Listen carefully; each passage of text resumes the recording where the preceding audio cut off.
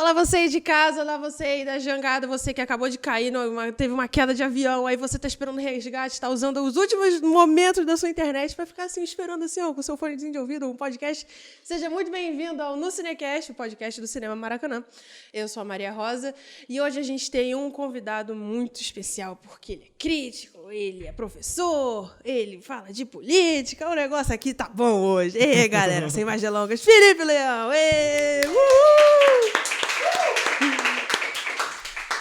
Felipe, seja muito bem-vindo ao No Cinecast. É um prazer recebê-lo. Prazer todo meu. Então, Felipe, a gente tem um projeto de acessibilidade também. Então, para as pessoas que estão só nos ouvindo, a gente primeiro se descreve. Então, por favor. Bom, sou Felipe Leão, estou de camisa marrom, short jeans, sou branco, olhos castanhos, levemente loiro, e é isso. Bom, eu sou a Maria Rosa, eu sou uma menina branca, eu tenho 23 anos, eu estou usando um suéter verde, uma blusa branca por dentro, uma calça cor-de-rosa e um tênis amarelo, porque cores não conhecem limites. Meu cabelo é castanho, ele está ondulado. Eu recentemente surtei, então eu cortei uma franjinha e eu uso óculos. Então vamos lá, Felipe, ó. Por que eu já comecei com Felipe? Porque o Felipe dele é com PH, aí o meu TDAH já foi lá, Felipe. Mas é quase isso. A galera sempre costuma, já aceita qualquer tipo de jeito que a pessoa escreve, tá tudo certo. Então vamos lá, Felipe. Vamos começar com os dois pés na porta, porque aí eu já fiquei sabendo que você é desses, entendeu? Você gosta de falar dos negócios, você gosta de falar dos bagulho mais pesado. Drogas? Não. Política. Então vamos lá. Cinema é um esporte de gente rica? Cada vez mais. Assim, na verdade, o cinema ele é popular, conhecido historicamente como uma arte de massas, né? Então, assim, desde o seu surgimento, é barato acessar o cinema. Mas cada vez mais, conforme a gente vai se desenvolvendo tecnologicamente e o cinema vai caminhando em direção ao shopping, a gente vai vendo o cinema ficando cada vez mais caro. E esse processo de encarecimento do cinema está intimamente atrelado ao capitalismo, né? Então, a gente vê essa saída do cinema das ruas e ele indo para o shopping, a gente costuma chamar esse processo de quando a gente descentraliza a produção e passa a centralizar num único local. Então, por exemplo, a gente costuma chamar isso de concentrar o consumo global no local. Então, o shopping center ele nada mais é do que uma feira global, onde a gente centraliza toda uma cadeia de consumo global no local. Então, o jovem, a pessoa que vai consumir cinema, ele sai da sua casa, ele se desloca, vai até o shopping, e lá no shopping ele entra em contato com toda essa gama de consumos. Então ele vai, compra uma roupa, ele toma uma casquinha, sem falar de marcas aqui, né? Mas ele vai, toma uma casquinha, vai lá no fast food, compra um chocolate, vai no Bombonier, come uma pipoca e vai no cinema, que por acaso é o último andar do shopping, né? Então ele precisa passar por todas essas etapas de consumo. E a gente fala, o cinema tá caro. Sim. Tá, tá caro. Uma coisa que a gente sempre comenta aqui quando a gente faz os nossos cinecasts é que cinema tá caro. Tá Você caro. tem que... É todo um processo, né? Pagar o estacionamento, principalmente se a família for grande, né? Pagar estacionamento, chegar lá, comprar a pipoca, comprar os ingressos. Geralmente adulto não tem a meia de estudante, né? Sim. Que a gente ainda é muito bem agraciado, obrigada. E, poxa, passa a ser um evento, né? Sim. Praticamente não deveria ser. Sim, né? sim. E é isso, você é jogado a uma teia de consumo, né? De estímulos de consumo, de fato. E aí, assim, o ingresso está caro, claro, mas você é jogado para uma teia de consumos que você antes não era. Então, você saía da sua casa, você ia até o cinema e voltava para casa. É claro que você pode ter uma centralidade de comércio em volta de um cinema de rua, então você sai do cinema, você vai para um restaurante, vai para um bar e tudo mais. Mas o shopping center é essa aldeia global, essa feira global que centraliza os estímulos de consumo em um local só. É no global para o local, é assim que a gente chama, na verdade. Né? Então, o cinema se torna caro, né? E acaba afastando as pessoas. E o shopping center, de certa forma, também já é uma barreira ao que é popular às massas, de alguma forma. Né? Sim. Então. E... Eu já queria começar assim, galera, como eu falei, para botar os dois pés na porta, para ditar o tom do episódio de hoje. Mas vamos voltar às origens. Vamos. Felipe Leão, ele é formado, graduado, mestrado, doutorado em Geografia. Geografia. Geografia com foco em artes, paisagens, não é global? Na verdade eu sou doutorando. Doutorando. Então, assim, não é doutor. Mas tá lá. Tá vamos lá. jogar pro universo que o menino vai sair. Vambora. Sou doutorando. O meu foco é estudo em paisagem, mais especificamente estudando cinema e arte como um todo, né? E assim, desde a minha graduação eu sempre peguei esse estímulo do estudo da paisagem e arte, sobretudo focando na perspectiva do nazifascismo alemão, né? Então, caminhei por isso. No mestrado, estudei justamente a formação do Estado alemão a partir dessa perspectiva da arte nazifascista, né?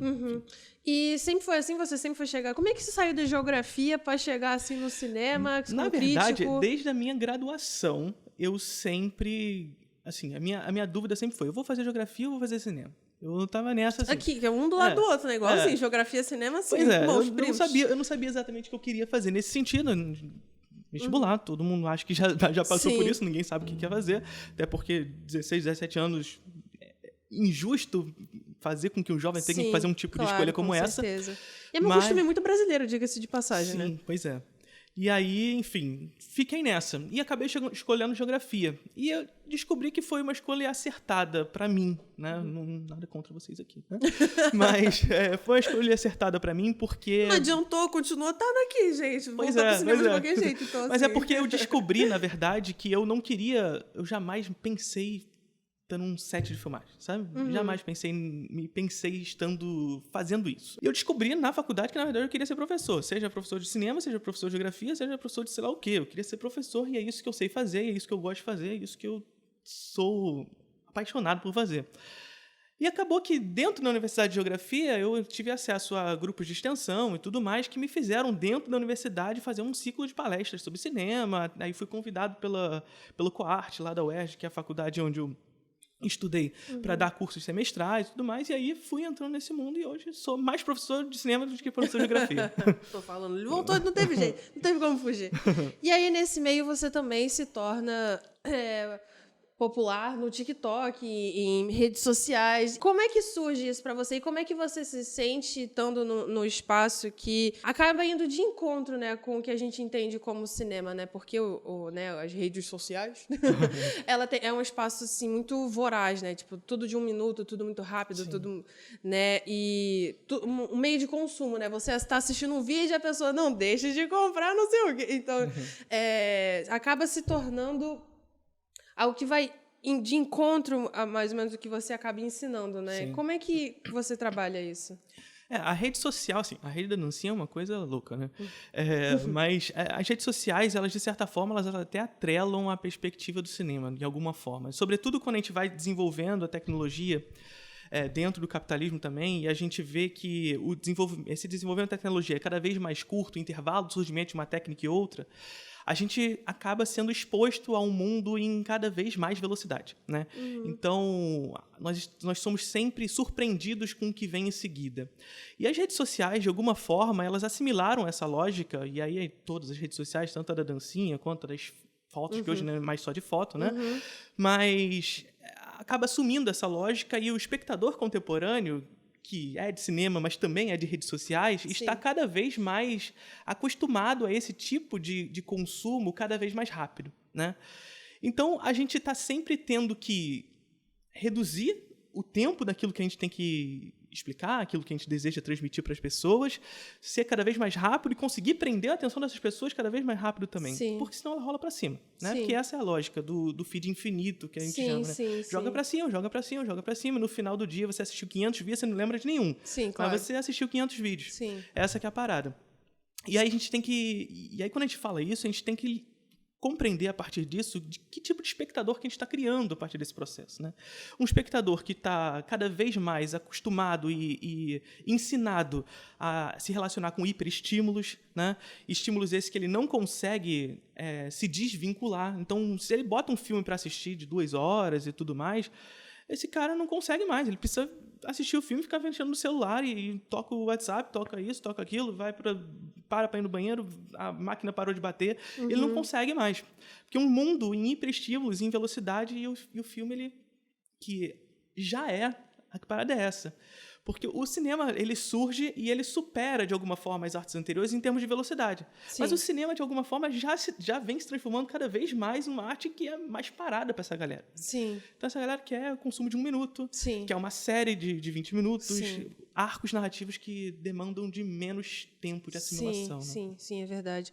E nesse meio de capitalismo e os filmes se tornando cada vez mais rápidos ou devagares, como é que você entende o filme ter se tornado essa máquina de lucro e de dinheiro, abandonando mesmo um olhar artístico? Eu acho que o grande problema, até por isso que a gente está vendo as greves que os escritores, que os roteiristas estão fazendo em Hollywood, é porque hoje em dia é tudo sobre reboot, remake, reescrever, sempre reciclar de uma maneira muito preguiçosa e muito, né, tipo, remake do remake, reescrever.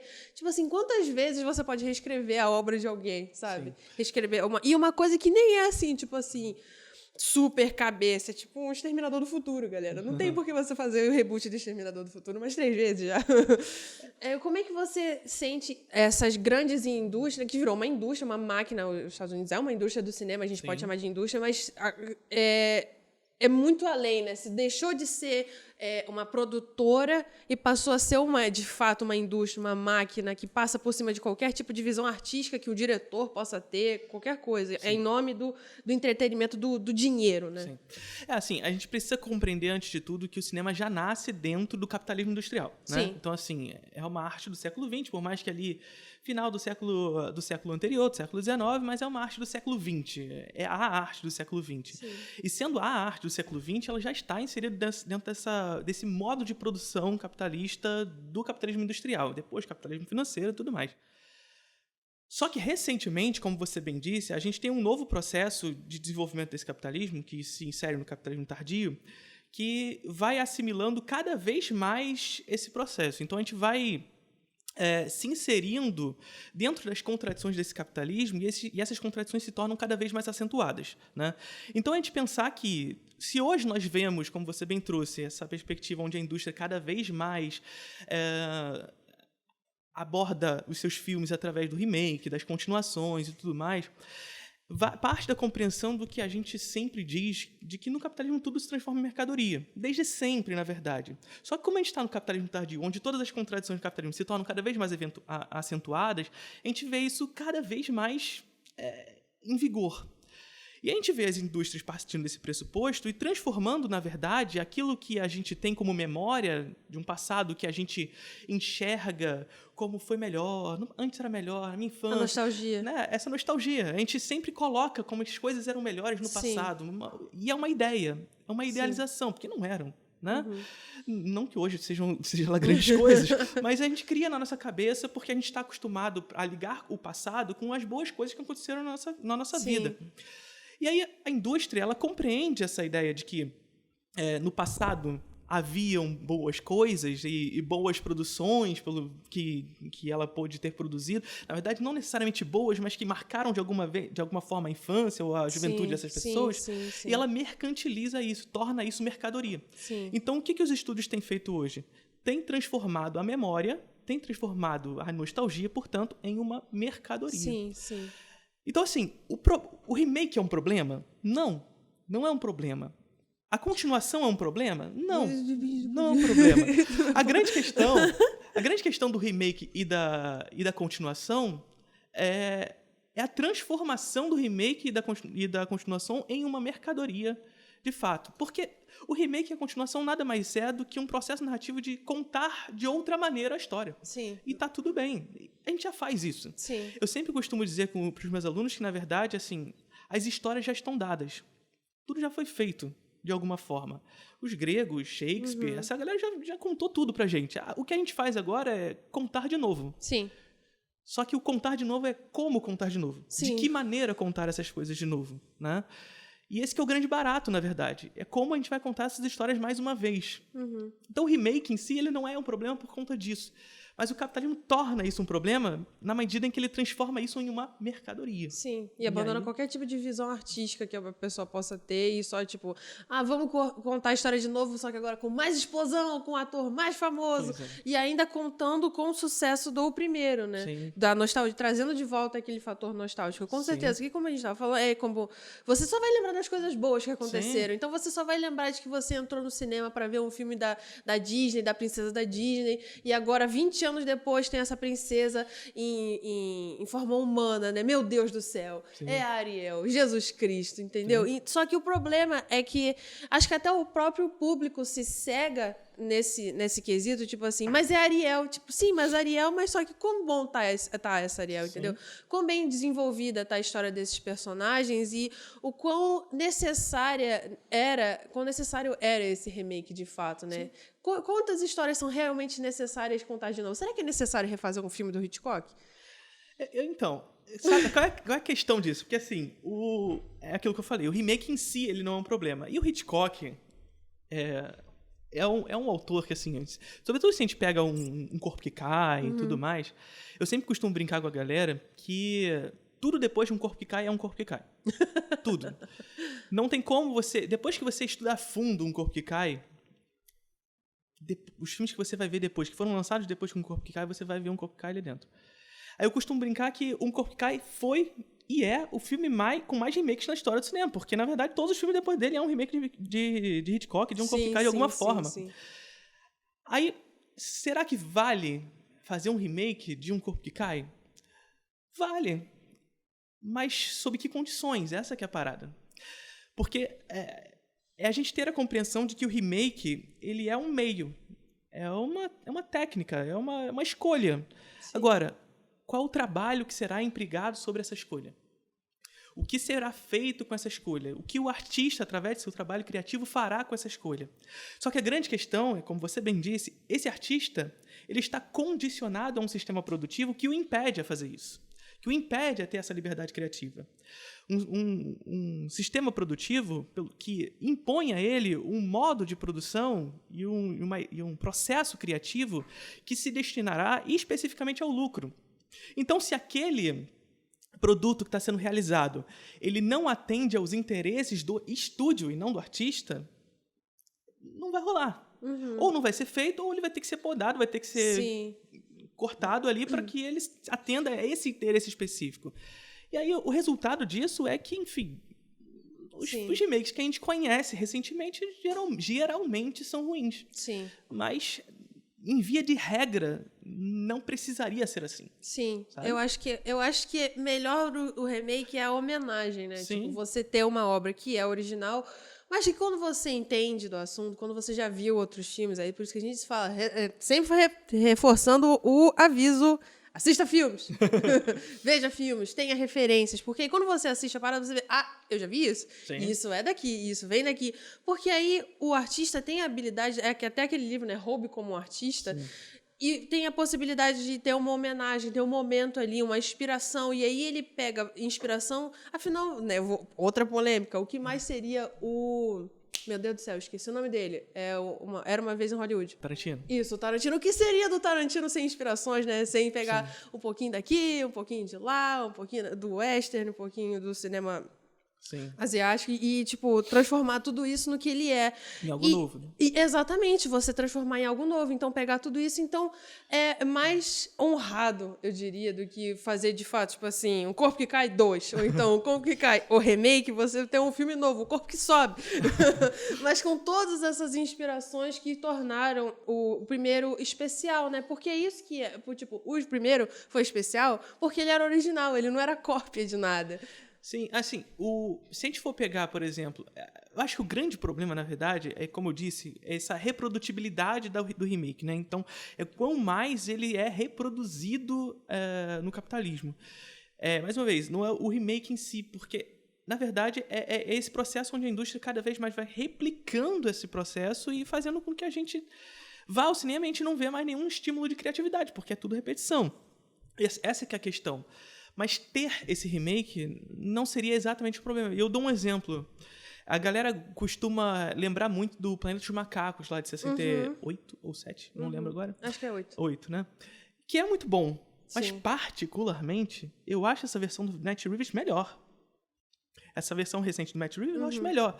Não exatamente o primeiro filme, mas o segundo e o terceiro são bárbaros. Sim, sim. É um problema fazer esse remake / reboot? Não, não é. Foi maravilhoso. A grande questão é que a indústria ela assumiu que é só isso. Vambora. E assim, a grande questão é as marcas, né? Mas a gente pegar a empresa do Ratinho, né?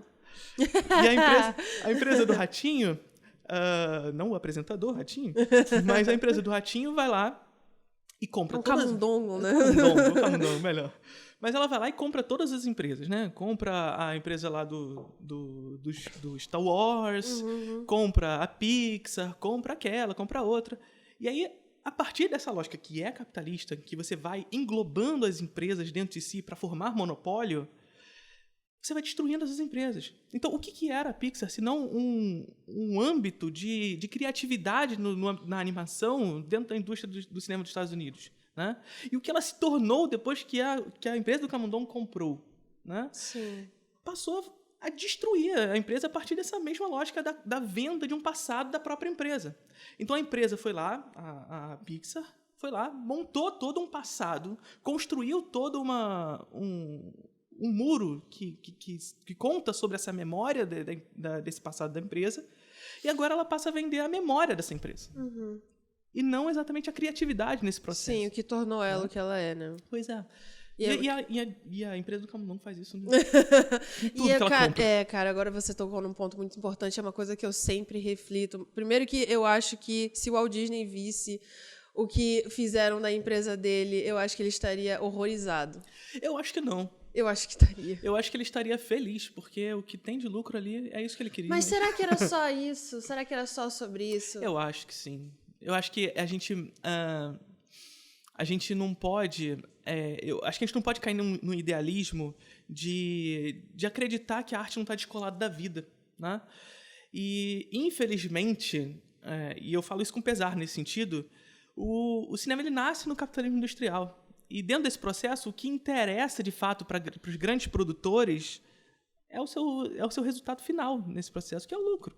Sim, eu entendo, mas eu ainda acho que, por exemplo... Eu não digo os artistas, tá? Mas o Walt Disney é o dono dessa parada. Sim. Os artistas ele tem interesse porque sua obra seja realizada, que esteja de acordo com o que ele tem de interesse naquilo, do processo criativo que ele realiza. Eu acho isso, enfim, primoroso. É para ser assim. Deveria ser assim.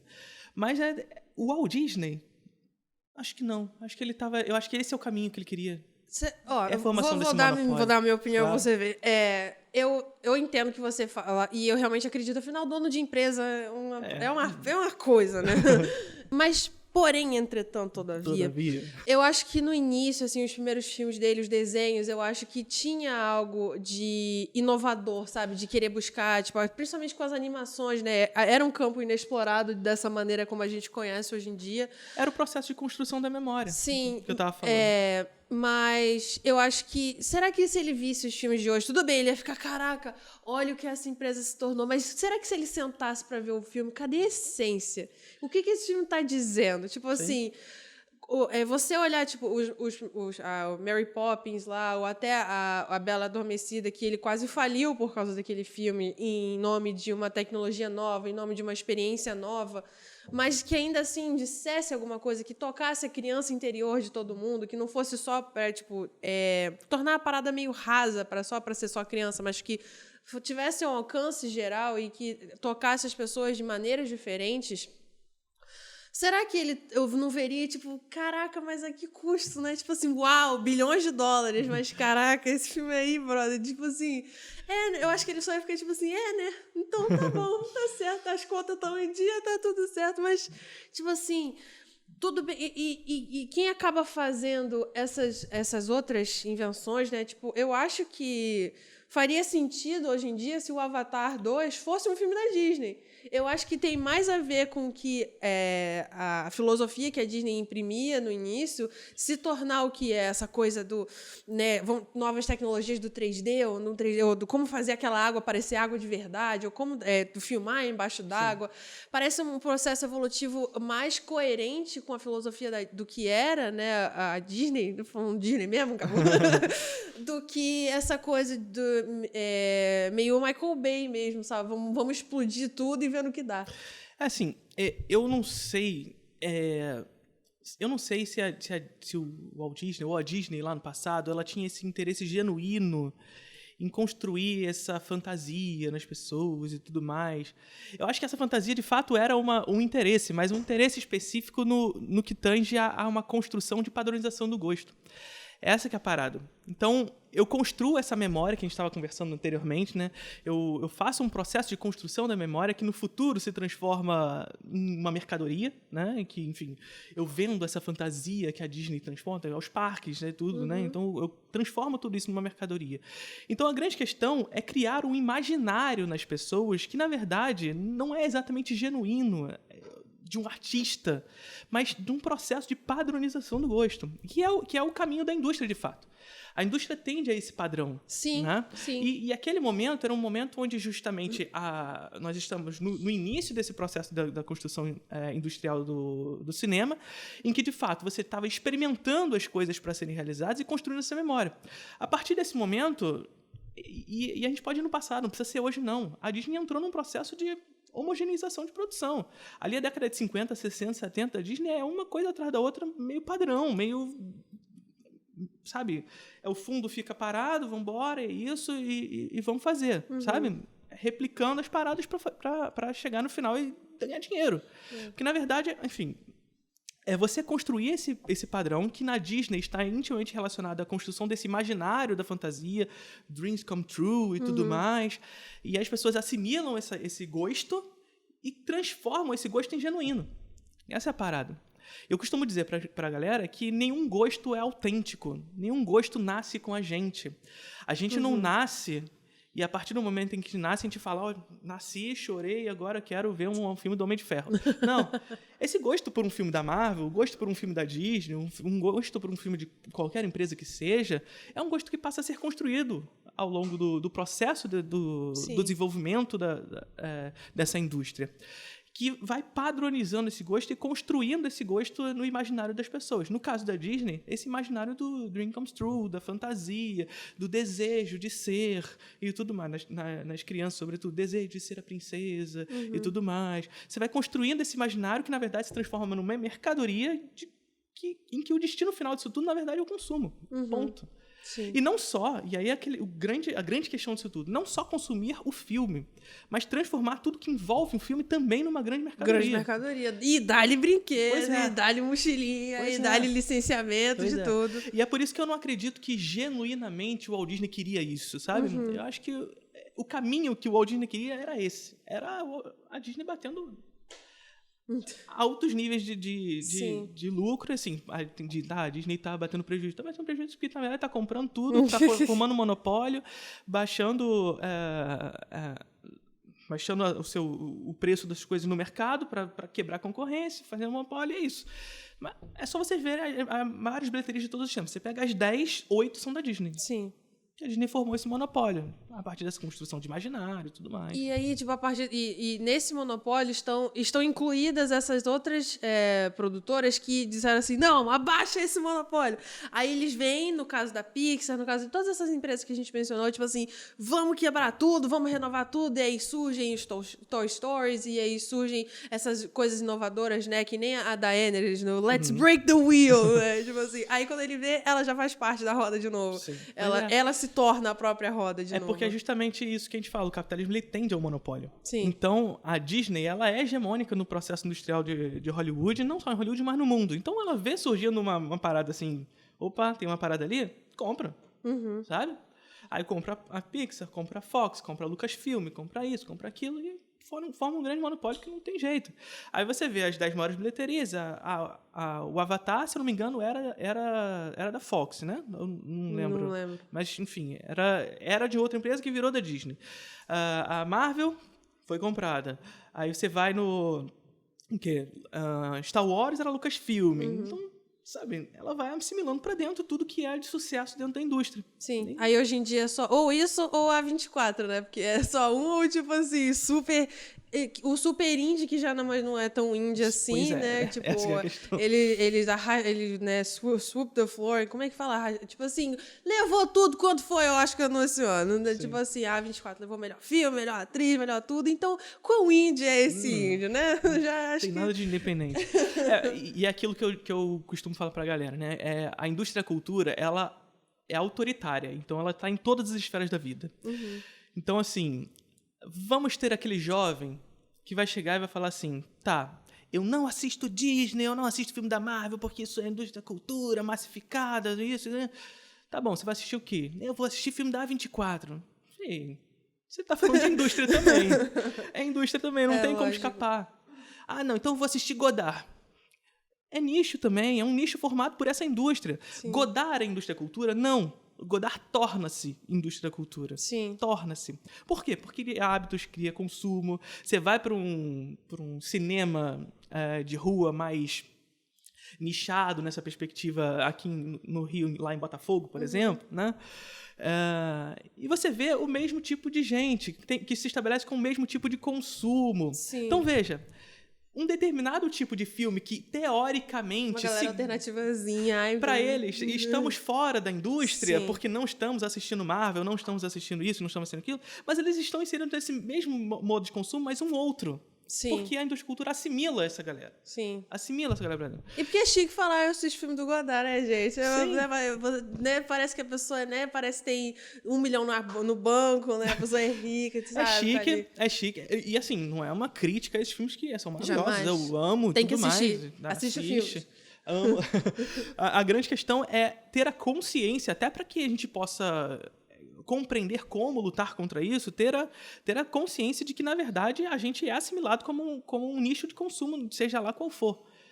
Não é porque você está assistindo Bergman ou você está assistindo Godard que você está fora da indústria da cultura, porque esses artistas tornam-se indústria da cultura. Não tem jeito. E como é que os filmes fora de Hollywood, fora, né, dos Estados Unidos, se assimilam nessa indústria da cultura? Como é que você, que ele tá falando, que eu falo pra galera, porque ele é professor, como a gente já falou aqui, e aí como é que você trabalha a coisa da geografia política e filmes que a gente não tem muito acesso, filmes, sei lá, nigerianos, filmes da Argélia, filmes, né, feitos em outros lugares, como associar esses filmes e como eles se encontram e como você os vê dentro desse meio? A gente pensar que, na verdade, hoje a gente vive num sistema mundo de produção industrial, né? Então, assim, Hollywood, ele é uma indústria hegemônica no mundo. Então, sendo uma indústria hegemônica, ela estabelece, antes de qualquer coisa, a gente precisa ter a compreensão de que cinema é produto. Né?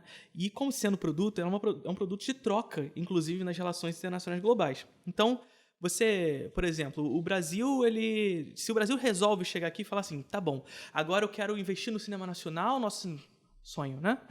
Vamos investir no cinema nacional, agora não vou botar mais filme americano aqui, nada de cinema americano, só vou ter cinema brasileiro. Os Estados Unidos vai falar assim, então tá, não vou comprar sua soja, sabe? Porque a gente precisa ter essa compreensão de que cinema é produto. Sim. Produto de troca de relações comerciais. E, historicamente, desde sempre, os Estados Unidos lidam com o cinema como exportação, não só para ganhar dinheiro, para evadir divisas dos outros países, mas para exportar ideologia. Sim, claro. Essa que é a parada. Exportar meios de pensamento, exportar a noção de certo e errado deles, exportar o sonho americano, não é? Perfeito. E aí, eu sempre falo para a galera que hoje a gente assimila o cinema americano como nacional e o cinema brasileiro como gênero. Né? Essa que é a parada. Justamente porque, historicamente, os Estados Unidos exportou o cinema para cá como ideologia. E aí tem gente que acha que a gente não tem que proteger o cinema brasileiro. Né? E quando eu digo isso, não é para acabar o cinema americano aqui, você não vai poder mais assistir o filme da Marvel. Não, é que a gente tem um espaço para o nosso cinema brasileiro possa ser exibido, possa ser tratado minimamente como uma escolha. Porque hoje não há escolha para assistir o cinema brasileiro. Ninguém conhece, ninguém sabe o que é. Né? Então, Tem diversos filmes que a gente acaba só conhecendo através de festival, nem sabe. Até por diversos... E morre no festival. Exatamente. Diversos problemas, né? Por falta de dinheiro para poder divulgar, para poder competir com esses filmes. Se lançar na época errada, junto com o filme desse da Disney, já era. Sim. O filme morre. E a grande questão é qual é a época certa. Porque toda semana tem um filme. Sim. Toda semana tem um cinema americano sendo lançado, de grande orçamento e tudo mais. Enfim, é o que aconteceu com o Medida Provisória, por exemplo. Né?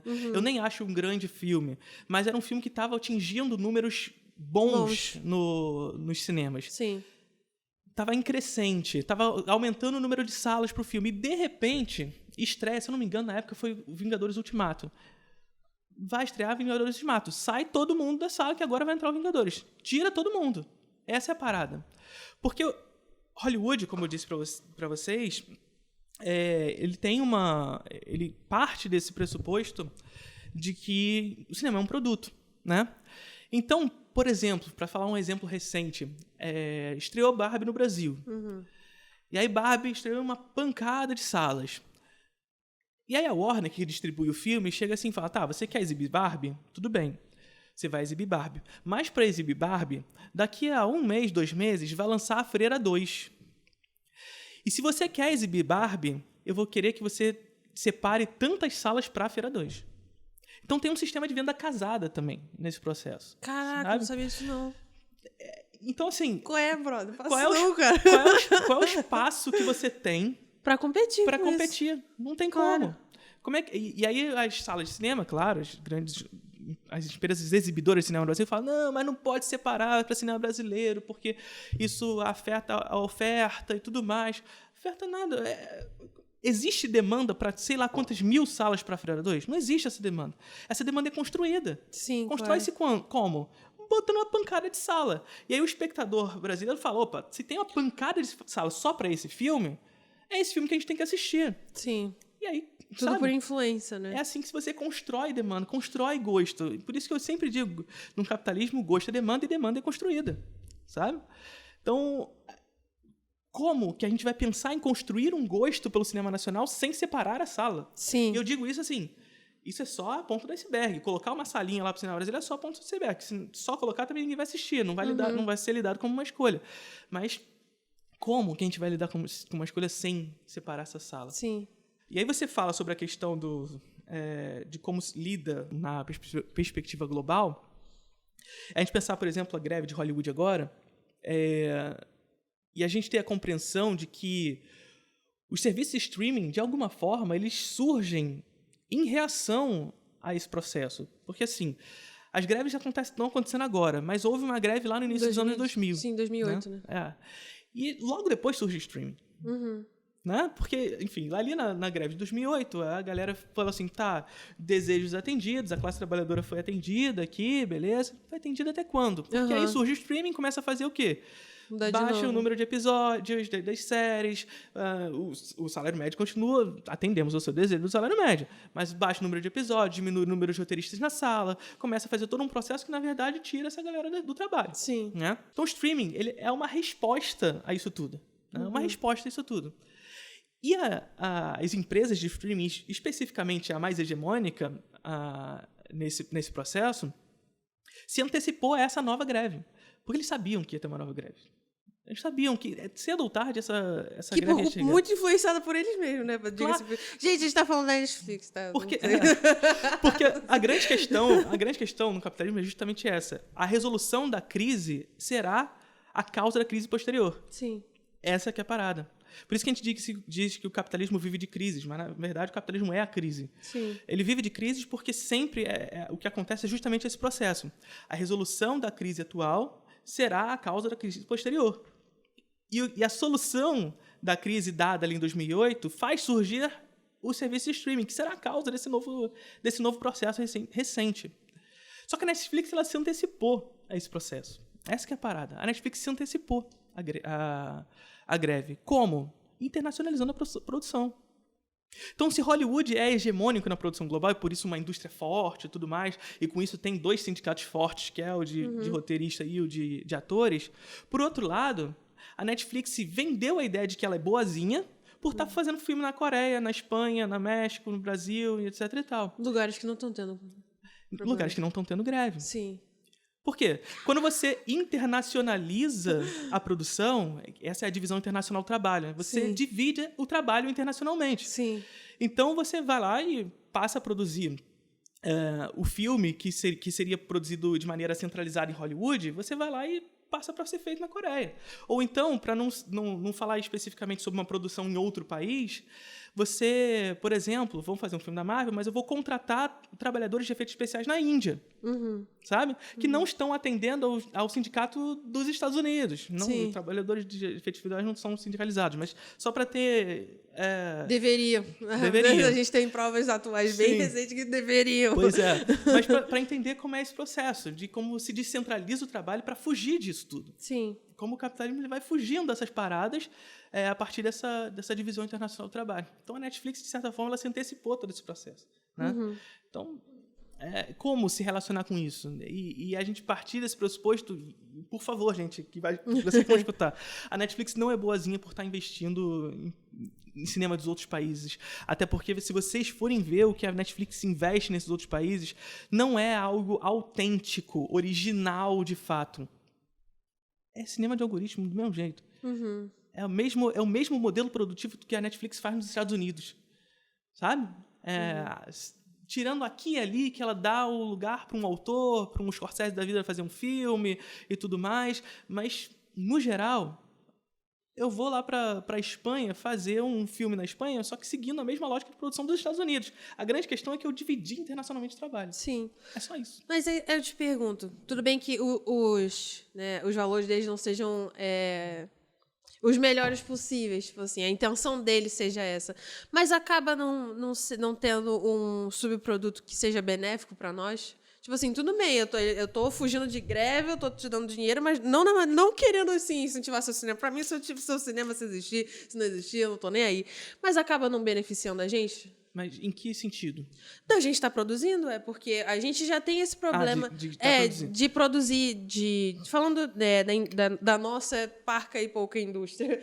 Acaba sendo esses streamings acabam sendo os únicos incentivos, não os únicos, mas depois do problema do momento que a gente teve assim, né, no governo, acabaram se tornando um dos poucos incentivos que a gente teve, né, produzir para a Netflix e ter um filme na Netflix, e acaba também bypassando a coisa do nem tanto, mas um pouco a coisa da divulgação, né? Porque é uma parada que tá lá, se a Netflix só fizer botar uma cartela, tipo, não envolve tanto dinheiro assim, você colocar uma parada numa rede social, né? Fazer um comercial, do que você insistir num filme que tá nos cinemas. Sim. Qual é a grande questão? É bom que a Netflix esteja aqui dando emprego para essas pessoas. Beleza, a gente pode... dando emprego, assim, dando é forte, né? Porque, na verdade, o que existe é uma demanda. Por isso, eles querem essa demanda. Eles querem vocês. Sim. Não é você que... Não são vocês que precisam deles. É eles que precisam de vocês. É isso que a gente precisa sempre compreender. Sim. Eles precisam de vocês. Pois eu sou um empregador que precisa do empregado, não é o contrário. É isso. Perfeitamente. É isso. Agora, a grande questão...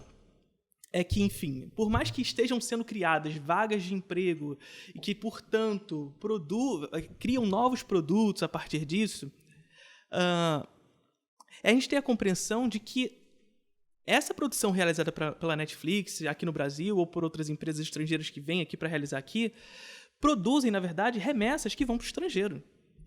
Não ficam com a gente. Sabe? Essa que é a questão. E, sobretudo...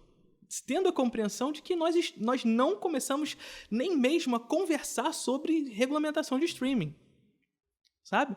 Então, é produzido aqui, cria-se esses empregos aqui de fato, mas a remessa vai para o estrangeiro, vai para atender os interesses internacionais dessa empresa, sabe? Inclusive, aquela série 3% fez um maior sucesso na Europa, mas pouquíssimas pessoas assistiram aqui no Brasil, né? Foi bem pouco. Mas, assim, a grande questão é essa. Uma empresa vem para cá, faz dinheiro aqui, e leva o dinheiro embora. Sabe? E é por isso que a gente luta por regulamentação de streaming e que a gente possa produzir internamente. Para que essas vagas de emprego sejam realizadas internamente. Sabe? Porque o que acontece? O sistema, vocês vão conhecer até mais do que eu nesse sentido, a FSA, Fundo Setorial do Audiovisual, ele funciona por uma captação de recursos internamente na indústria, né?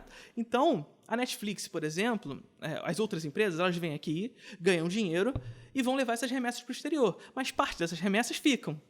Para quê? Para alimentar o Fundo Setorial Audiovisual e, consequentemente, a produção nacional de audiovisual. E quando a gente fala audiovisual, a gente não fala só de filme, a gente fala de televisão, a gente fala tudo, né? De crescimento do parque de exibidor e tudo mais. Só que a Netflix ela não é regulamentada. A Netflix, os streamings, como um todo, não são regulamentados. Então, eles vêm para cá, ganham dinheiro a rodo aqui e levam tudo para fora. Sim. Não fica nada aqui. E a nossa produção, portanto... O que é muito comum em diversas áreas, né, pra gente, diga-se de passagem. Sim. Ter essa produção toda de qualquer coisa e levar tudo pra fora. Nada fica aqui. E é uma coisa que a gente tem até em outras indústrias, né? A gente bem sabe que a gente, sei lá, acho que o mais famoso é a parada da laranja, né? Que todo mundo bem sabe que, né, produzem-se laranjas maravilhosas no Brasil, mas que a gente nunca ouviu nem falar, né? A gente não sente nem o cheiro, porque elas são todas tipo exportação. Literalmente o nome é tipo de exportar. Tipo assim, você que é brasileiro, que você que da sua terra que produzir, você não toca nela. Você vai ficar com essa aqui, uma casca grossa, esquisita, mas eles vão ter, né, a melhor laranja possível sendo exportada para eles. Mas a gente... É uma delícia. E como é que os seus alunos, quando você dá essas aulas, reagem a isso? Quais são a faixa etária que se interessa pelas suas aulas? Geralmente, qual é a abordagem que você tem? Já teve algum problema, assim, você entrar num debate com alguém, não sei o quê? Eu tenho alunos, já tive aluno de 13 anos, que foi uma surpresa, inclusive, pra mim, que eu, dando aula pra ele e tudo mais, aí eu pergunto, qual é o filme favorito de você? Ele, Tarkovsky. Eu, que isso, Que isso? 13 anos, tá vendo Tarkovsky? Tá vendo o que? Não tá entendendo porra nenhuma, brother. Para com isso. 13 anos, vai assistir, sei lá. Mas, sabe, 13 anos. E isso, assim, por mais que da brincadeira, é maravilhoso. Porra, caramba. Imaginar um jovem de 13 anos. Mas 13, 15... Mas ele tá entendendo com 13 anos. Pelo amor de Deus, ele pode não estar... Ele tá entendendo. Ele tá assistindo Tarkovsky com 13 anos. O que ele tava assistindo com 10 pra conseguir entender alguma coisa ali com 13, mas né? É interessante isso, porque, assim, ele pode não estar entendendo absolutamente nada. Mas ele tá formando um gosto. Sim. Essa que é a parada, sabe? Ele com 13 anos, ele não pode não estar entendendo nada, mas com 15 ele tá formando esse gosto e assistindo outras coisas. Ai, Felipe, você vai me perdoar, mas eu tenho um negocinho com esse tipo de coisa, que eu fico, meu filho.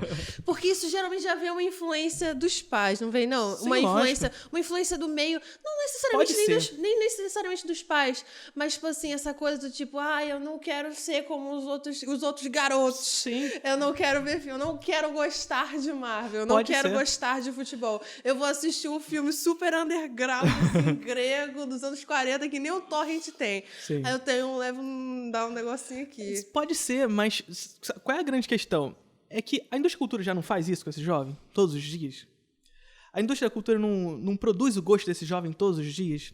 A indústria da cultura não faz com que esses jovens de 12, 13 anos só queiram assistir o filme do Homem-Aranha todos os dias?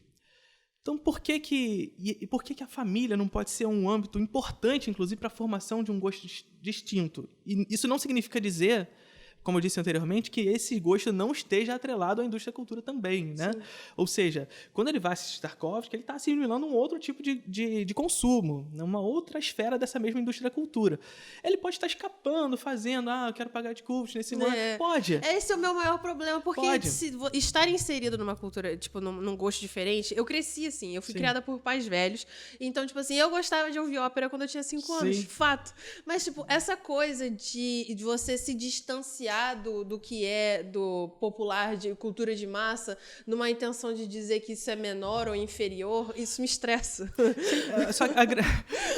Mas a grande questão é por que a gente tem que lidar com o que é popular naquilo que é feito pela indústria hegemônica. Por que os Estados Unidos têm que ditar pra gente o que é popular? Por que o nosso jovem ele tem que assimilar como popular e, portanto, como a realidade social dele, um filme da Marvel? Eu não acho que tenha, eu só acho que essa coisa de você tratar como inferior, ou então as pessoas que gostam, ou querer ficar martelando, tipo assim, ai, nossa, você gosta disso, que ridículo. A grande questão é assim, esse jovem de 13 anos, ele tá amadurecendo, né? E quando eu disse pra você lá que esse jovem assistiu Tarkovsky e tudo mais, ele tá formando o gosto dele, significa dizer que ele também tá amadurecendo esse gosto, ele tá amadurecendo esse processo de entender o que significa gostar disso, né? Então, sim, no início, muito provavelmente, esse jovem vai achar que ele é melhor que todo mundo e tudo mais.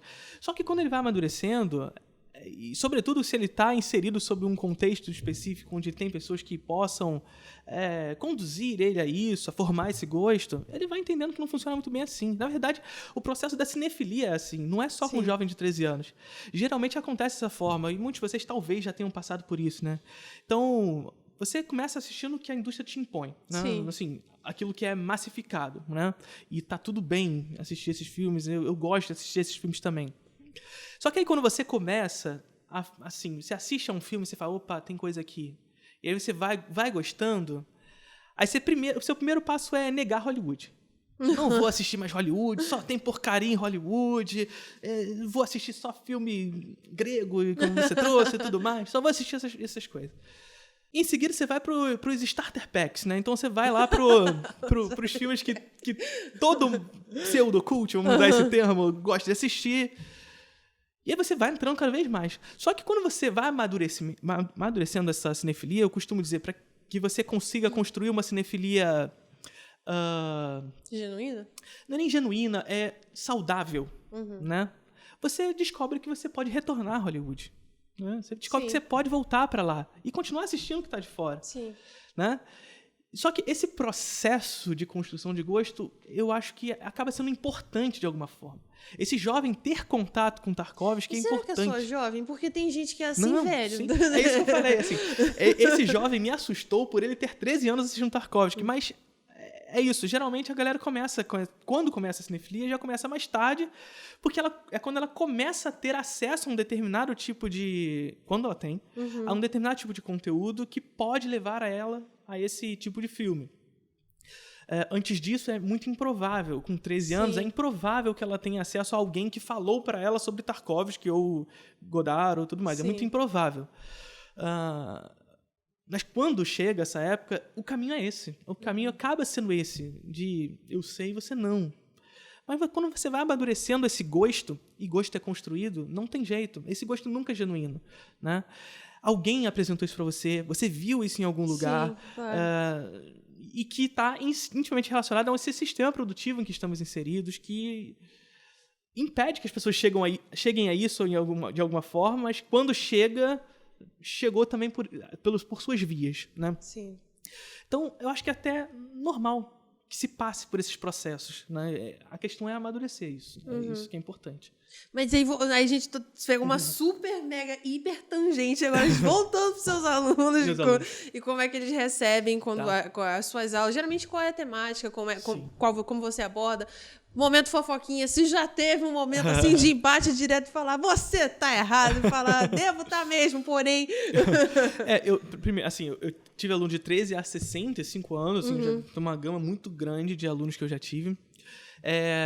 Nas minhas aulas eu trato de assuntos sobre linguagem, teoria, história, enfim. Então, só que sempre fazendo com que as pessoas compreendam que tanto a linguagem do cinema, como a teoria do cinema, como a história do cinema, está intimamente relacionada ao processo histórico pelo qual essas linguagens foram desenvolvidas. Então, não tem como desatrelar a produção cinematográfica ao processo político em que ela está inserida. Sim, né? claro. Então, minhas aulas sempre vão nesse caminho. Se já teve isso, nas minhas aulas, não. Porque quem chega para as minhas aulas, elas, de certa forma, já foram construindo esse gosto junto, nas redes, né? Então, eu falo nas redes com essas pessoas e tudo mais. As pessoas vão consumindo esse produto que eu vou criando, né? Tudo é produto, infelizmente, é assim que funciona, né? Inclusive o que eu faço. Elas vão consumindo esse produto e, no final das contas, ela vem para o curso, né? Vem para os cursos. Então, nas aulas, não tenho esses problemas porque essas pessoas já estão acostumadas a esse processo. Elas podem discordar de mim aqui e ali, mas elas vêm e me perguntam, e eu respondo por que não, mas nenhum tipo de embate, nada disso aconteceu em aula. Mas nas redes, o tempo inteiro. O tempo inteiro. Dá um exemplo. Principalmente na rede das dancinhas. Na rede da dancinha é uma loucura. Exemplos. Cara, assim, Politicamente, enfim, nem se fala porque eu já recebi ameaça de morte, Que essas delícia, coisas. gente, que legal. Com gente citando... Já recebi ameaças de morte de gente citando citações de ditador nazista, né? Que Já recebi. bacana, Bem legal, legal. bem legal. Mas faz parte. Divertido. Faz parte não, mas faz parte, né? Mas, por exemplo, para ir no âmbito do cinema especificamente, quando eu falo de A24... Quando eu falo de Nolan, é uma loucura. O mundo vai à loucura. A galera fica boladíssima.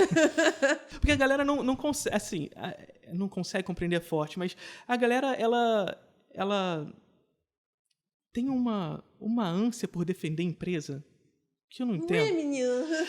E quando eu digo isso... Processo crítico É partir do pressuposto. Pois é. É partir do pressuposto que, assim, os problemas não são os filmes da 24. Eu gosto de muitos deles. Eu gosto de muitos filmes realizados pela 24. Sim. Só que a grande questão é que quem realizou, na verdade, não foi a 24. Foram os artistas que realizaram esse processo. Por mais que a 24 seja uma empresa e uma produtora que aqui e ali vai moldar o que esses artistas... Porque sim, a 24 molda esses artistas. Não dá carta branca pra eles, gente, né? não existe. Acho que não existe produtora que não tipo, existem as histórias dos diretores que, tipo assim, dão um zolé assim nos produtores, mas não existe essa possibilidade de ter um corte que a produtora não tenha visto. Tipo assim, tá bom de qualquer jeito, não faz mal, que não tem. É. E aí a grande questão da 24 é essa, assim, as pessoas, elas são mais fãs da 24 que dos autores que realizam os filmes nessa 24. Sim. As pessoas lembram que é um filme da 24, mas não lembram que é um filme, sei lá, do T. West, do Roger Ebert, enfim, não lembro. Sim, sim. Eggers, né? Ebert. Que eu sempre confundo Ebert com Eggers. É que nem a própria Disney, né? Tipo assim, é um filme da Disney, não é um filme do animador tal, do diretor tal, não, é um filme da Disney. Então, quando eu falo do 24, é partindo desse pressuposto. Para de vangloriar a empresa.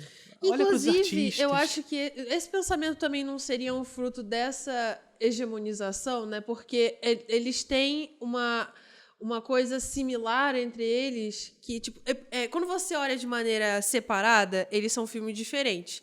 Porém, quando você bota eles assim, um na frente do outro, tipo assim, existe aquele aspecto similar que diz que parece, e que já tá na boca do povo, né? Parece um filme da A24. Pois é. E porque é um processo de hegemonização também, né? Pois é. É porque quando você joga a A24 dentro da grande indústria, parece que aqueles filmes ali são diferentes do que a grande indústria faz. Só que quando você joga ali no bolo da parada toda, é padrão de gosto, é padrão de formação mesmo. Então, assim, todo filme de terror da 24 é sobre um trauma familiar. Sabe? É um mesmo padrão que se constrói, sabe? Então, quando eu digo que as pessoas são mais fã da empresa, é porque quem é autoral ali é a empresa. Sim, a empresa absorve como mercadoria a sua autoria. E vende essa autoria, dizendo que ela é a contramão da indústria e tudo mais. Só que não é nada disso. Quem é autor é o artista, não é a empresa. É isso que a gente precisa lutar contra, sabe? Não vamos chamar a empresa de autor, vamos chamar o artista nisso. E a 24, ela homogeneiza essa produção que está intimamente relacionada com o que a gente já conversou, que é essa formação de padrão de gosto. E aí esse jovem, quando eu falo jovem, eu estou falando de espectador, né? Como um todo. É justamente quem consome a 24 é jovem, né? Geralmente quem consome a 24 é jovem. Então, esse jovem, ele olha para essa grande indústria, ele fala aquilo que a gente falou anteriormente. Eu não quero mais assistir filme da Marvel. Eu não quero mais assistir isso. E a A24 está me fornecendo algo diferente.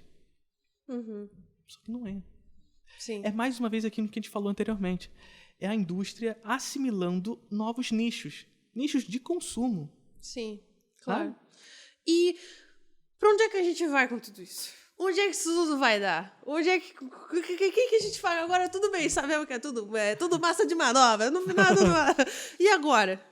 Então, eu não sou exatamente um futurólogo, né? Mas a tendência é vermos o mundo em constante velocidade, né? Então, sobretudo compreender que cada vez mais assimilaremos na lógica do audiovisual essa lógica de velocidade também. A gente vê o filme que ganhou o Oscar esse ano, né? Por exemplo, esse filme... Coincidentemente da 24. Coincidentemente da 24. Mas é esse filme de hiperestímulos, em que você precisa prender o espectador o tempo inteiro para que o espectador não saia dali em nenhum momento. E essa é a lógica da produção da grande indústria que a grande indústria caminha e provavelmente irá caminhar.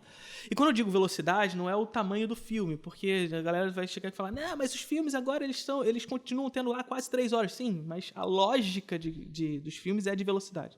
Internamente, precisa ter uma coisa atrás da outra para que o espectador não saia dali. Né? Não escape para o celular, não escape para o TikTok, para ficar rolando vídeo para cima, tudo mais. Então, essa é uma tendência em termos de linguagem que os filmes possam assimilar daqui para frente.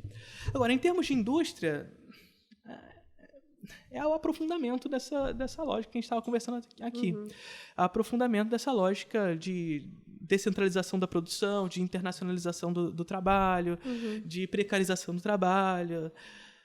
Desculpa, Imagina. Trazendo um clima pra baixo, vocês vão se formar em cinema aí agora e falam, pô, vamos formar nesse mundo precarizado. Tá tudo bem, a gente tem uma porrada de episódio legal falando, tipo assim, arte é linda, viva o cinema brasileiro, entendeu? Eu acho que tudo bem ter assim do mesmo. É isso, pejotização, então assim, você é contratado por um serviço e tchau, sabe? É isso. É a tendência. E o cinema ele vai assimilando esse processo criativo também. Tem como fugir disso? Tem. Tomando os meios de produção. É isso. Gente, lembrando que a gente tem uma equipe aqui por trás das nossas câmeras e aí a gente tem, lógico, sugestões. As pessoas podem, nossos queridos alunos fazem sugestões de quem eles querem ver aqui. E o Pedro, que é o nosso câmera, ele que estava muito ansioso para ver. Tá feliz, Pedro? Estou muito feliz. Dê só a vozinha dele. Quer fazer uma pergunta, Pedro? Eu queria falar, você estava falando da questão da A24, eu sempre assimilei que sempre tinha uma característica muito comum entre os filmes e pensando um pouco, eu cheguei meio que à conclusão de que a mise-en-scène deles é muito semelhante, todos eles. Sim. É uma coisa que você não consegue explicar, aí você bate o olho e você fala, um filme da A24. Eu não sei se você concorda com isso. Sim, é esse processo de formação de padrão mesmo. E assim, e aí vai ter gente que vai falar, não, mas a A24 não é só uma produtora, ela não só faz esses filmes, ela compra também. Mas ela compra os filmes que parecem com a lógica de produção deles, né? Então, esse recente aí que saiu, né, o Fale Comigo, os lá, desde quando eles eram antes, estavam comprando, né, Spring Breakers e tudo mais, eles já estavam pensando numa lógica ali que se assimilasse muito com o que eles queriam, né? Então, é isso, a encenação deles segue uma mesma lógica, para atender um gosto, para atender um consumo, né? Porque se for tudo diferente, você não cria esse padrão. Né? E esse padrão que é rentável. Sim. Né? Por isso que diz é um filme da A24. Sim. E é por isso, inclusive, também que a grande indústria investe em remake, investe sim. Porque é padrão, porque vende. Aí vira tudo uma bola de neve, né? Meu Deus do céu. Exatamente. Então tá aí, gente. Infelizmente o nosso episódio está chegando ao fim. Por mim, a gente podia ficar aqui horas e horas conversando sobre isso. É um papo super interessante. E aí, Felipe, como de praxe, a gente sempre escolhe uma palavra para definir o episódio. E aí a gente espera pra galera, pro final, pra galera colocar nos comentários e a gente saber que eles assistiram até o fim. Então, me diga uma palavra pra gente definir esse episódio. Ixi. Se falar comunismo, não vou. Não sei. Me ajuda. Meios de produção. Tomada dos meios de produção. Meios de produção. Então tá aí, você comente você bote nos comentários. Vamos dominar o meio de produção. Isso. Para que esse podcast continue vivo. Gente, a gente vai ficando por aqui. Onde é que a gente pode encontrar você pra gente continuar ir lá, te xingar, te ameaçar? Mentira, não faço não. Não faça, por favor. Vocês vão me encontrar tanto no Instagram, como na Twitch, como no TikTok, tudo que é canto é @prof. Felipe Leão, mas meu nome é tudo errado, então é PHILI. É Felipe, como PHILIPPE. E aí vocês me encontram em todas as redes, no Instagram principalmente, onde eu falo com vocês todos os dias, mas faço as lives ao vivo também na Twitch, enfim, vocês me encontram em tudo que é canto, o mesmo nickzinho. Quer deixar uma última mensagem pra galera que queira se tornar professor, que talvez goste de uma coisa, tem um hobby, né? Porque eu acho que também existe uma paixão sua pelo cinema, afinal você associou a sua geografia ao cinema, a se tornar professor. Então, alguma palavra sobre essa galera que queira seguir o mesmo caminho? É difícil, tá? Eu tô sendo o cara que só joga a galera pra baixo. Aqui. Não, é difícil, não é fácil, assim, até tem muita gente que vem me perguntar sobre ser crítico de cinema e tudo mais. Ser crítico de cinema não dá dinheiro. Ser crítico de cinema, 99% da galera não ganha dinheiro, é não rentável. Sim. Então faça isso porque você quer fazer. Se isso vai fazer com que você ganhe alguma coisa no futuro, Cinema por vamos embora. Eu nem gosto muito de chegar a fazer cinema por amor, porque você precisa botar dinheiro em casa, né? Você precisa pagar as contas e tudo Ai, mais. menino, deixa eu fazer um negócio aqui. Mas cinema por amor. Cinema por amor, sim. Mas faça, assim. Porque, na verdade, muitos jovens me perguntam, Felipe, eu quero fazer cinema na faculdade, vale a pena? No Brasil, vale a pena fazer cinema? Aí eu falo pra ele, o que vale sim. Eu pergunto pra ele justamente isso. O que vale a pena fazer no Brasil? Né? Porque você vai fazer o que se você não fizer cinema? Sim. Você vai fazer... Engenharia, você vai ser direito, professor, médios, você vai fazer medicina. história, geografia, não é? Se você não for fazer medicina, porque você vai trabalhar, sei lá, quantas horas pra fazer plantão e tudo mais, e você vai ganhar dinheiro no final, mas você vai fazer tantas horas de plantão, se você não vai fazer isso, jovem, assim, não vai ser dinheiro. Então faz o que tu quer. Você vai gostar. Se é cinema que você quer fazer, faz. É isso. Com certeza. Então, assista filmes. Assistam filmes. Viva o cinema brasileiro. Viva. Abaixa as coisas aí. Felipe, muito obrigada pela sua participação. Foi um papo super enriquecedor. Eu tenho certeza que a galera que está nos ouvindo, assistindo e que está aqui presencialmente conosco também está super feliz. Então é isso, gente. A gente vai ficando por aqui. Não se esqueça de acessar as nossas redes sociais. Você que ainda está esperando pelo resgate, aproveita que você está por aí, que a sua internet ainda não acabou. Vai ouvindo nossos outros episódios. Tem várias coisas por aqui, vários papos interessantes com cineastas, com gente que faz crítica de cinema, com gente que trabalha como assistente de direção. Olha, tem muita coisa legal por aí. Não se esqueça de acompanhar as nossas redes sociais. Não se esqueça de seguir a gente em tudo quanto é lugar. Não se esqueça de... faz o seguinte, dá play no vídeo, dá play no podcast ao mesmo tempo, vai ouvindo tudo em todo lugar. Assim, informação a todo lugar, não é não? A gente vai ficando por aqui. Até uma próxima. Um beijo. Tchau.